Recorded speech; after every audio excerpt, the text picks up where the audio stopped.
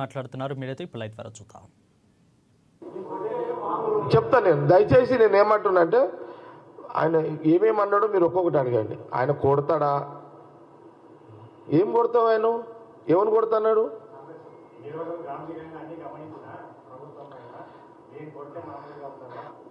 కేసీఆర్ గారు ఏమన్నారు? కాంగ్రెస్ వాళ్ళని నువ్వు దెబ్బ అడగ. నేను ఏమంటున్నానంటే కేసీఆర్ గారు మాటల్లో ఉన్నంత చాతుర్యము, ఆయన బలం, శక్తి, మనకు శక్తి చేతులలో లేదు. ఆయనకు నోట్లోనే ఉన్నది బలం అంతా. ఆయనకు కేసీఆర్కి మాటలలో ఉన్నంత బలము ఆయన చేతులలో లేదు. వినండి, మేము కాంగ్రెస్ ఒక్క కార్యకర్త, కాంగ్రెస్ ముఖ్యమంత్రి, క్యాబినెట్ మినిస్టర్లు గుఫ్ఫమని గాలి ఊతే గాలి కొట్టుకపోతాడు ఆయన. కేసీఆర్ గాలికి కాంగ్రెస్ కార్యకర్తలు, మా ముఖ్యమంత్రి వాళ్ళకు గాలి కోపం వచ్చి ఊపిరి ఉఫ్ అన్నారనుకో, ఆ గాలిగా కొట్టుకపోతాడు ఆయన.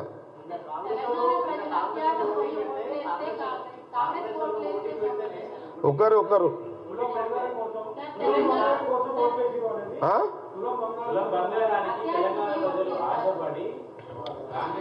అంటే తులం బంగారము. వినండి, తులము బంగారము అంటే తెలంగాణ ప్రజలను ఇంత అవమానపరుస్తావా కేసీఆర్? అంటే తెలంగాణ ప్రజలను కించపరిచినట్టే కదా. అంటే తెలంగాణ ప్రజలు తులం బంగారానికి ఆశపడి కాంగ్రెస్లో ఓటేసిరు అని తెలంగాణ ప్రజలను కించపరిచేటట్టుగా మాట్లాడినందుకు తెలంగాణ ప్రజలకు కేసీఆర్ బేషరతుగా క్షమాపణ చెప్పాలి.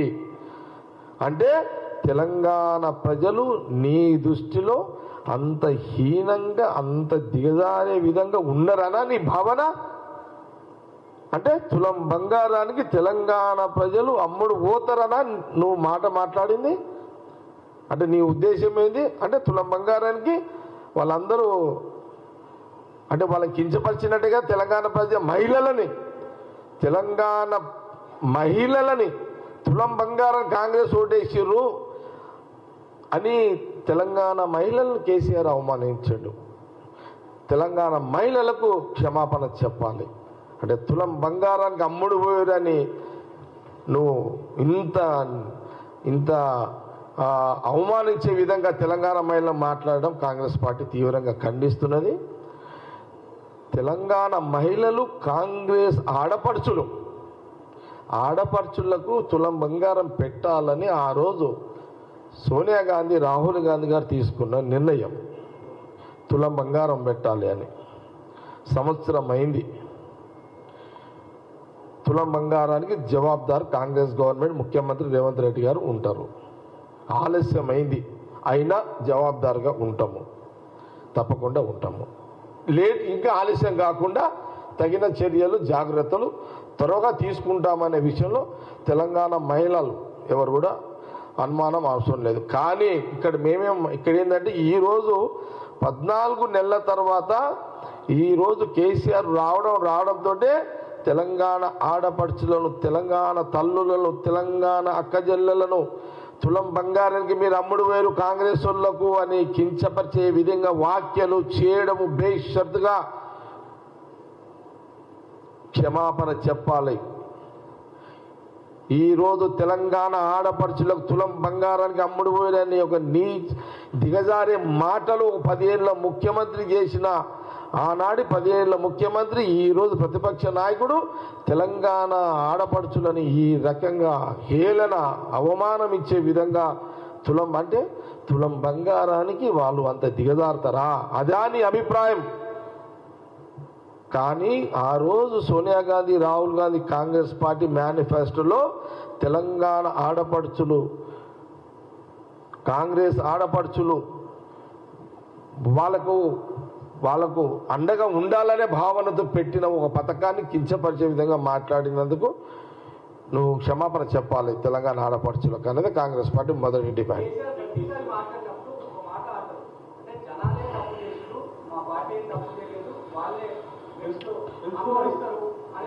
అంటే మళ్ళీ ఇంకో మాట ఏమున్నావు నువ్వు? మన మీడియా వాళ్ళు అడుగుతున్నారు. అంటే తెలంగాణ ప్రజలు అంటే నువ్వు శాపనార్థం పెడుతున్నావా తెలంగాణ ప్రజలకు? అంటే నీకు ఓటేయలేదని, కాంగ్రెస్కు ఓటేసి ఇక్కడ కాంగ్రెస్ గవర్నమెంట్ తెచ్చిరని తెలంగాణ ప్రజలకు ఒక ప్రతిపక్ష నాయకుడిగా నువ్వు శాపనార్థాలు పెడుతున్నావా? మీరు ఇట్లనే గుడుగుండి అంటే మీరు ఇట్లనే ఏమో కానీ అంటే మీరు నాశనం ఇక మీరు గుడువండి వేసినందుకు అంటే నీకు ఓటు వేస్తేనేమో సక్కనులా అంటే నీకు 10 ఏళ్ళు వేసినప్పుడు అంటే ఒక్కసారి నీకు 10 ఏళ్ళ తర్వాత నువ్వు వద్దనుకొని తెలంగాణ ప్రజలు ఇక్కడ కాంగ్రెస్ ఓటేసి కాంగ్రెస్ గవర్నమెంట్ చేస్తే ఈరోజు నువ్వు వాళ్ళకి శాపనార్థాలు పెడతావా తెలంగాణ ప్రజలకు? అంటే అప్పుడేమో నిన్ను ముఖ్యమంత్రి చేసినప్పుడేమో తెలంగాణ ప్రజలు నీ ప్రేమనా? ఇప్పుడు నేను ముఖ్యమంత్రి చేయనందుకు